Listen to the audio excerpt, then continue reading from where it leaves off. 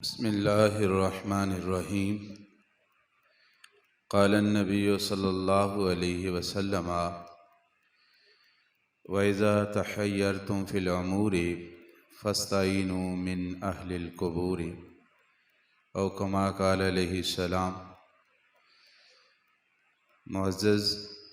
علماء ذی وقار، حاضرین کرام،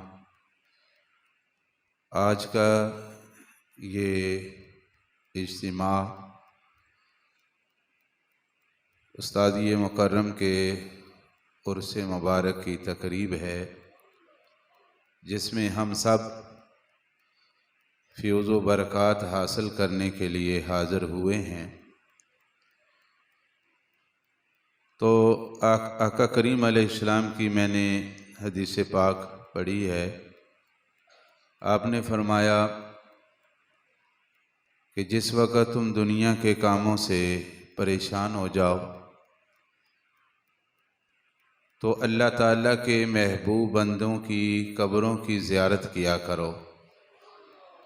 پھر پریشانیاں دور ہو جائیں گی۔ تو اسی حوالے سے میں نے قبلہ استاذی مکرم کے ساتھ ہندوستان کے سفر بھی کیے، اور ایک سفر میں قبلہ شاہ صاحب ہمارے ساتھ تھے، سید حسنات الحسن شاہ صاحب مدد ذیل العالی،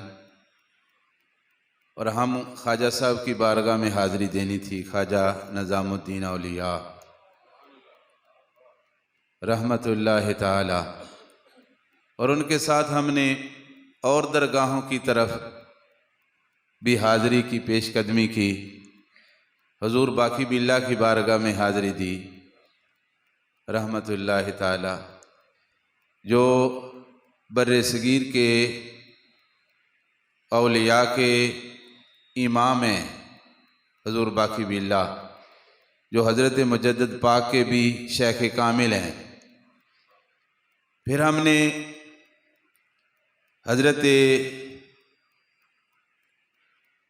خواجہ نصیر الدین چراغ رحمت اللہ تعالی، یہ وہ ہستی ہیں جن کا ہم ذکر کریں تو ذکر کرنے سے بھی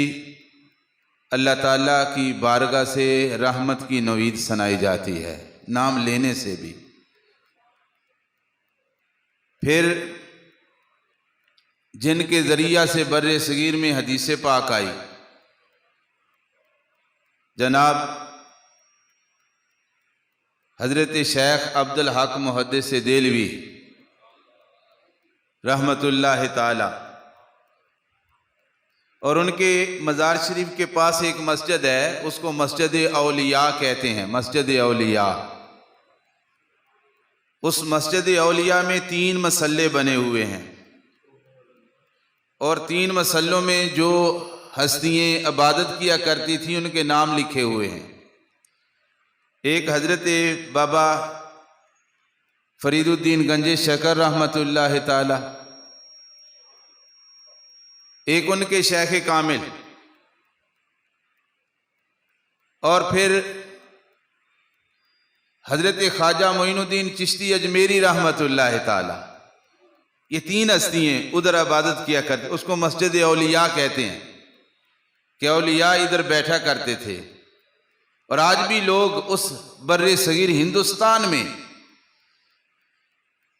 کہ لوگ اس درگاہ اور اس جگہ کی حاضری دے کر اپنی تکلیفوں اور پریشانیوں کو دور کرتے ہیں۔ اور حضرت شیخ عبدالحق محدث دہلوی رحمت اللہ تعالی، ان کے مزار پہ جو کتبہ لکھا ہوا ہے، وہ ہستی ہیں کہ جنہوں نے اپنا مزار خود بنوایا، اور جب مکمل ہو گیا تو مرید خاص محبت خان نے آ کر کہا مکمل ہو گیا، تو آپ نے فرمایا ہم تیار بیٹھے ہوئے ہیں، اسی وقت کلمہ پڑھا اور دنیا سے رخصت ہو گئے۔ کیسے وہ لوگ تھے جن کو اپنی زندگی کا بھی پتہ تھا، اپنی موت کا بھی پتہ تھا۔